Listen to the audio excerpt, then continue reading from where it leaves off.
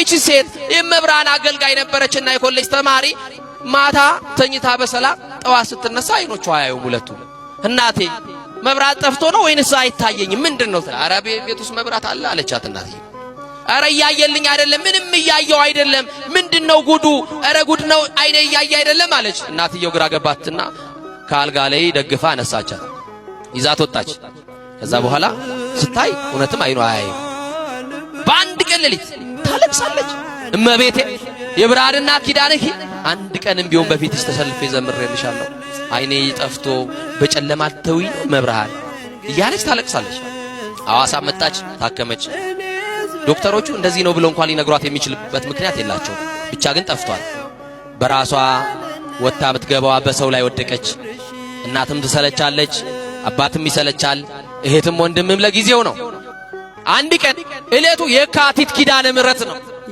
እመቤታችን ምን የተቀበለችበት ቃል ኪዳን የተቀበለችበት እለት የቤቱ አባል ጠቅላላ ነጭ ነጠላ ለብሰው የአገር ባህል ልብሳቸው ለብሰው ኪዳነ ምሕረትን ለማክበር ለማንገስ ወደ ንግስ ስፍራ ወደ ኪዳነ ምሕረት ሄዱ። እኔንስ ያገለገልኳት ኪዳነ ምሕረት እኮ ናፍቃኛለች። ደጇን ሳረቅ እኮ ሰንብቻለሁ ተው ውሰዱኝ ያለች። አንቺን እየጎተትን አንዱ ለማርፈሽ ቤት ጠብቂ ያሏትና እናትም አባትም ወንድምም እህትም ጨክኖ በር ቁልፍ አደረገባት። ምን አደረገባት? ተቆለፈባት። ከውስጥ ሆና እየየ አለች፣ አለቀሰች። እንዲህ አለቻት፣ ዛሬ የአንቺን ተአምር ያለው አገልግዬሽ ከሆነ ድንግል ማርያም ዘምሬልሽ ከሆነ ኪዳነ ምሕረት ያንቺን ተአምር የማየው ዛሬ ነው አለች። የተዘጋብኝን በር ከፈችልኛል። እኔ አይኔ የለኝም በሩ ከውጭ ነው የተቆለፈው አለችና ነገረቻት። አይ ከሆነ ደቂቃ በኋላ እንባዋ ሳይቆም ለቅሶ ላይ ያለች በሩ ተንኳኳ።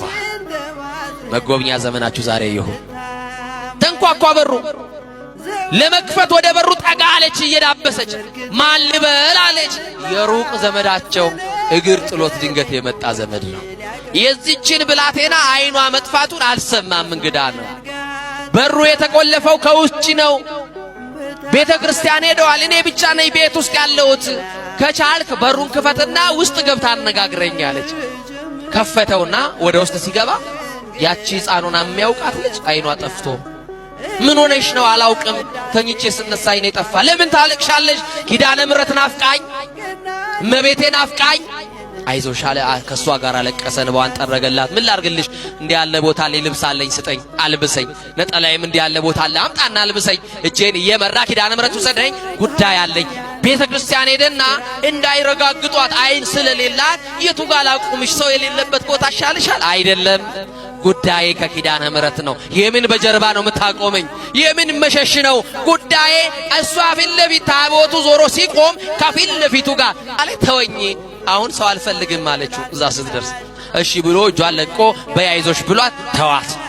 እያለቀሰች አብረዋት የሚያገለግሉ ዘማሪያን እንባቸውን እያወረዱ ድሮ አብረዋት ነበር የሚዘምሩ። ዛሬ ከነሱ ተለይታለች። ሲያዩዋት አይነ ስውሯ ጓደኛቸውን እያዩዋት እያነቡ በእንባ ተቃቅፎ ማልቀስ ሲጀምሩ ቆዩኝ አንድ ጊዜ ጉዳይ አለኝ ከመብራን ጋር አገልግዬሽ ከሆነ ኪዳነ ምሕረት እናቴ የዘጋችብኝን በር የከፈትሽልኝ፣ ወንድም እህቶቼ የዘጉብኝን በር ከፍተሽ ያስወጣሽኝ ኪዳነ ምሕረት ዛሬ ደግሞ የሚቀርሽ አንድ በር አለ። የቤታችንን በር ከፍተሻል። ልጅሽ ደግሞ ብርሃን ነው። ምንድነው? ብርሃን ነው፣ መፍትሄ ነው፣ መድኃኒት ነው።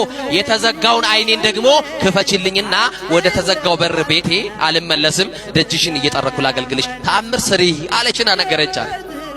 ከዛ ይህንን እየጮኸች እያለቀሰች ስትናገር የሆነ እጅ መጣና ግንባሬ ላይ ተቀመጠ አለች። ያማን የማን እጅ ይሆን? የማን እጅ ይሆን? ይሄ እጅ ያስፈልገናል። ጌታን የታቀፉ እጆች፣ ንጹሃት የሆኑ እጆች፣ ቅዱሳን የሆኑ እጆች፣ ኃጢአት ያልሰሩ እጆች፣ የኢየሱስ እናት የማርያም እጅ በትዳርሽ ያስፈልግሻል፣ በህይወት ያስፈልጋል። ይሄ እጅ ሲገባ ነው ጣልቃ ሲገባ ነገሮቻችን የሚቀየሩት። እና ከእጇ የሚወጣው መዓዛ ልቤን ማረከኝ። የማን እጅ ነው ብዬ እንዳላነሳ በአፍንጫዬ የሚገባው ከእጇ የሚሸተኝ መዓዛ ልቤን ማርኮታል። ዝም አልኳት አለች።